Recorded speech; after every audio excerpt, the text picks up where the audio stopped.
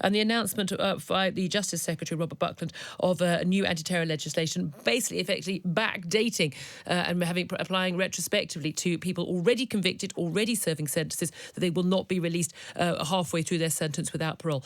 Has the government had legal advice, and you're a former Justice Secretary, of course, to advise them that whether they can actually introduce retrospective legislation like this? I know that this legislation is required. It's a tradition that the government never says whether or not a particular set of legal advice exists, because by its very nature, legal advice is supposed to be confidential. But we are confident that this is absolutely the right thing to do, because the most important duty of any government is to keep people safe. And you're right. We should not have a system whereby people who are a danger to the public are automatically let out because of an outdated law. And yet, a lot of people are saying, well, in the case of the of Sudesh Aman, who knifed two and was shot dead within a minute by the armed police keeping guard on him, that actually, if we did keep him in for the full 3 years, well, that's just delaying by 18 months the time when he would appear on Streatham High Street and stab innocent people. Well, this measure is just one of a number of things that we need to do. We need to make sure that people are kept in jail who may be a threat. We need to revise the process whereby we have automatic early release and make sure that people are only released if they've committed terrorist offences, when it is clear that it is safe to do so. And there are other things that we do need to do in prison, which the Justice Secretary, Robert Buckland, has outlined, in order to ensure that we are better able to counter jihadist evangelists in our prison who are trying to radicalise others and trying to get them to commit offences when they leave. Do you think there would be a case for, and I know you're looking at bringing the legislation through as early as this week, but is there a case that people who may have committed the similar crimes to Sudesh Aman in terms of sharing literature and talking about planting bombs and how to stab people, but haven't actually plotted an actual murder and actually been about to carry it out, that those people could be held behind bars for life if they are deemed too dangerous to release onto our streets again? I think there are two things. I think that judges will decide what the appropriate sentence is on the basis of the nature of a crime committed. But we also need to make sure that for people who are guilty of specific terrorist offences and who are therefore a potential danger to the public, that we have an appropriate mechanism for making sure that we can review when it is safe to release them. OK, what about people who say that legislation, knee-jerk legislation made in haste, rarely turns out to be good legislation? I give, for instance, the example of the Dangerous Dogs Act, as we've been talking about for many years. Is this the sort of knee-jerk legislation that's going to actually make a difference and save lives? Yes. Simple as that? Yes. Because there is an argument that, these terror attacks, what we had in London Bridge, Whitemoor Prison, what happened on the streets of Streatham on Sunday, these are happening 10 years into Conservative government, and yet your government still hasn't taken on this issue properly and made us safer. And we know we've got dozens of jihadists about to be released, 220 currently behind bars who will one day be released. And a lot of people feel that, frankly, the Conservative Party isn't really anymore the party of law and order. Well, there's a lot to do, but it's being done. I think the first thing to say is that the law dictating early release was a law that was passed before any Conservative Prime Minister since 2010 was in Downing Street. The second thing to say is that at different times, Home Secretaries and Justice Secretaries have taken steps in order to make us safer, including increasing the counter-terror budget and developing new laws in order to deal with this threat. But it is an evolving threat. So we are safer than we were, but more action needs to be taken in order to ensure that everyone is as safe as possible. OK, well, let's talk about what's happening today with the Prime Minister. He's going to be joined by Sir David Attenborough to launch the International Climate Summit. It's the 26th United Nations Climate Conference, COP26, due to take place in Glasgow in November. And a number of announcements that are going to affect drivers. Yes, from 2035, it will be the case that we will ban the sale of petrol and diesel vehicles, so we're going electric. And you're also going to be banning the sale of hybrid vehicles as well. Why hybrid vehicles? I thought they were supposed to be better for us. Well, they are if you are using them in order to travel using electricity. But the whole point about a hybrid vehicle is that you can switch between those modes. So while properly used, I mean, they're great. And I've used hybrid cars in the past. Properly used, it's appropriate. But the key thing is, if we're going to make the full transition to fully electric vehicles, then we need to lean in, and that's what the government is doing. But isn't it the case that manufacturers are gradually moving away from these vehicles anyway? And actually, you don't need to bring in a government ban on these things because these cars aren't going to be sold anymore. You're right, but that's why the government needs to work with the private sector. So the best thing is government lays down a target, says this is what's required for environmental and, for that matter, for air quality reasons as well. And then the private sector says, right, sleeves rolled up, we will meet that challenge. OK, but I do want to come on to some criticism of Boris Johnson in this role. But a lot of people will be concerned that it's all very well, it all sounds very good, but we are talking about a major change to the infrastructure of our cities, our towns, our roads. I mean, I live in a flat at the back of the house.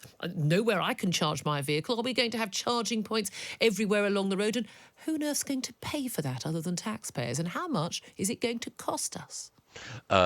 Yes, we will have more charging points. 2, it will be paid for because, essentially electricity, like any form of fuel, power or energy, is something that we all have to pay for. No, and who's thirdly, going to pay for the infrastructure? We are talking about billions upon billions and billions of pounds. It's going to come out of taxes. You're going to have to raise our taxes to do this, aren't you?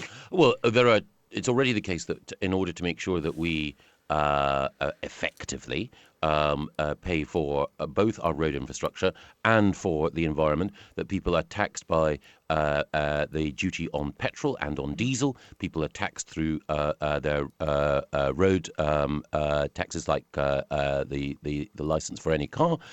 It is the case that we need to make sure that we have a more rational approach towards supporting transport and electric vehicles, and the appropriate infrastructure will ensure that energy is cheaper, cleaner and safer. OK, so we're going to go all electric in 15 years' time, pretty much. Yep.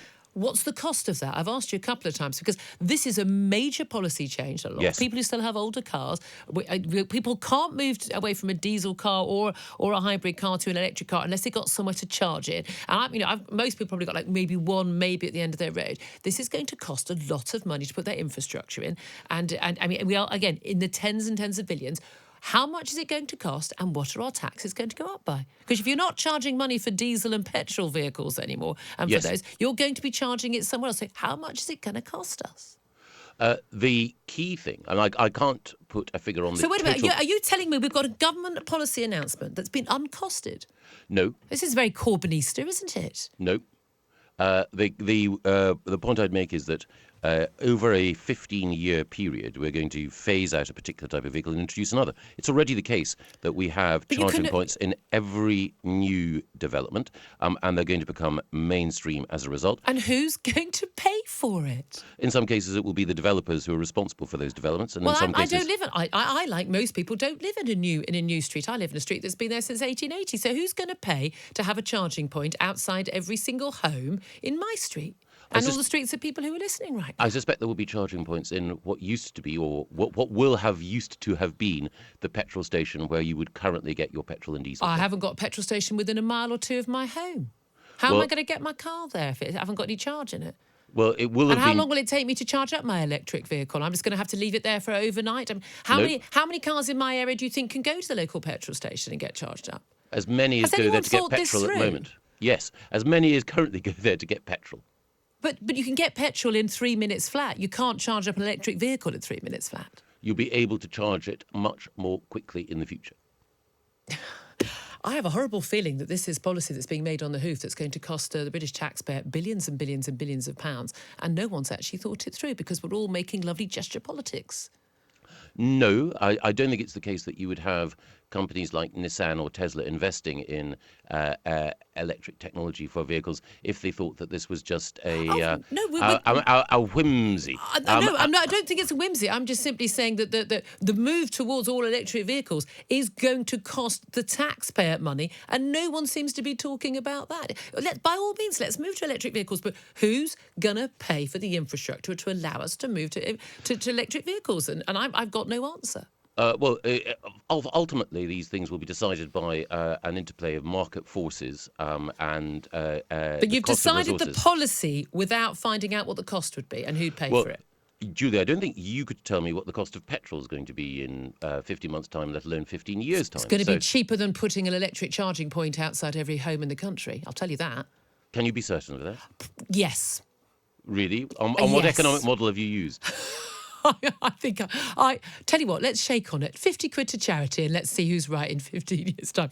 Right. Let me also. In 15 years' time, 50 quid. Well, actually, I'll tell you what, Julia. I'll tell you what. You produce for me the economic model that will that will show exactly what the price of electricity will be in 15 years' time, and exactly what the price of petrol will be, and then show me the arbitrage between the two that guarantees that petrol will be cheaper. And if you can do that, never mind 50 quid, I will take you out for a slap up meal. Michael Gove, at with the all due respect, I'm not a government restaurant minister. of your choice. With all due respect, I'm not a government. And also, don't tell Dominic Cummings; he'll get upset. I'm paying. I'm paying. That's the point. No. With all due respect, I'm not a government minister making policy that's going to cost people billions and billions of pounds in taxes. I'm also. I know. No, but you're asserting, Julia, that it will cost, and the point I'm making is that the cost of electricity will come down over time. It's not the cost of electricity; it's the cost of the infrastructure in our roads to allow people to charge up. Can I please move on to one other point? That is relatively straightforward. I mean, it's a big task. Yeah, and I've asked you repeatedly, what is it going to cost? Well, in the same way as... You're the minister representing the government on this issue, announcing a policy, Yes. and I'm asking you the perfectly reasonable question, what is it going to cost? It will be a net saving. For your sake, the next election, the next couple of elections, I hope the voters believe that. I'm going to ask you. I know we're over time, but I'm going to ask you because it only took me so long to get there because you weren't answering my question. Today, Claire Perry, or now Claire O'Neill, who was in charge, who was supposed to be leading the British COP 2026 moves, she has been sacked. She's obviously rather unhappy about it. She says the Prime Minister has shown a lack of leadership and engagement over COP 2026 and said that he told her he doesn't really get climate change. What do you say to that? Well, Claire's a friend of mine, and I'm a huge fan of hers.